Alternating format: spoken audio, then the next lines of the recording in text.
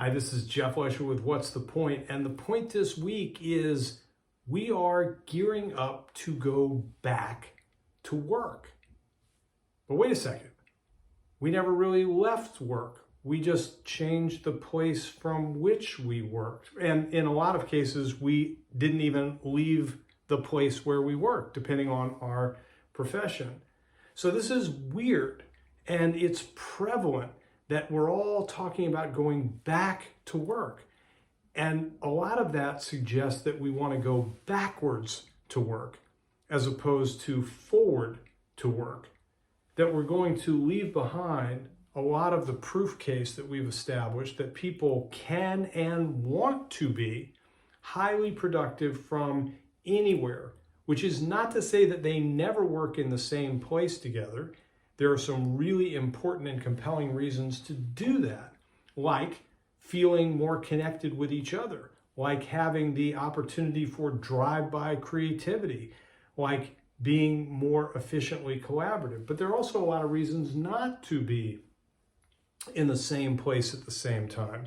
There still are a lot of safety considerations, and organizations need to demonstrate, validate, make sure people feel secure that their workplace is safe. And many have taken great measures to make it safer, but they also need to, in the longer term, adapt it for the reasons that we just cited, for connection, for collaboration, for creativity, and not for heads down meetings or heads down work or meetings that could be conducted elsewhere.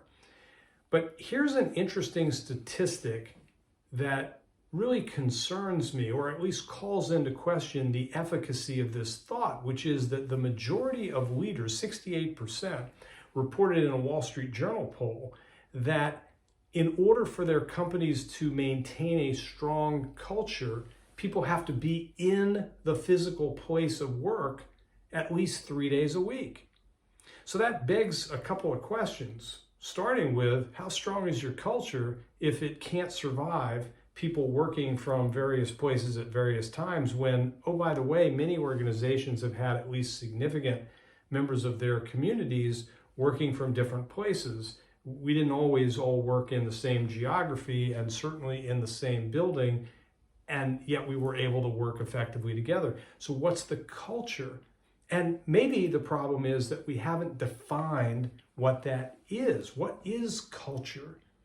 And if we've defined it through behaviorally defined values, which is the principal way in which culture comes to life, what are the operating principles, if you will, of the organization? How do we show up? How do we engage? How do we approach certain issues and opportunities?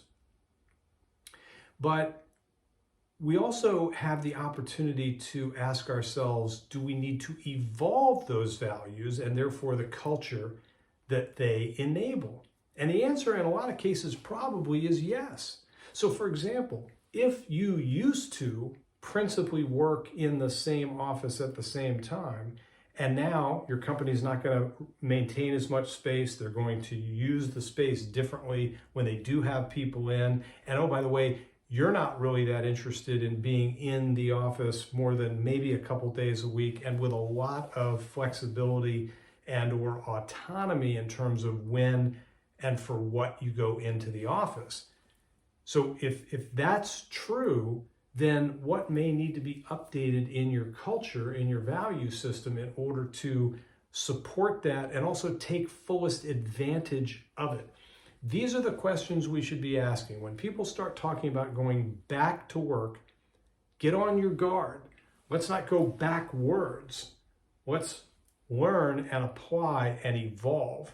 And when it comes to culture, that's not a mystical thing. That's an intentional thing that is defined by and enabled through values. If you don't have them, if they're not behaviorally defined, if people don't know them, if they're not living them, if they're not held accountable to them, if they're not recognized and rewarded for them, then let's have a conversation, because this is very accessible work and it requires intent and effort. And without it, those 68% of executives will be right, because you won't really have a culture at all. You'll have some sort of idea and then no follow through. And that's not very effective. So Have values, define them, live them, recognize them, and culture will be strong and will be maintained regardless of the distribution of your people. That's the point.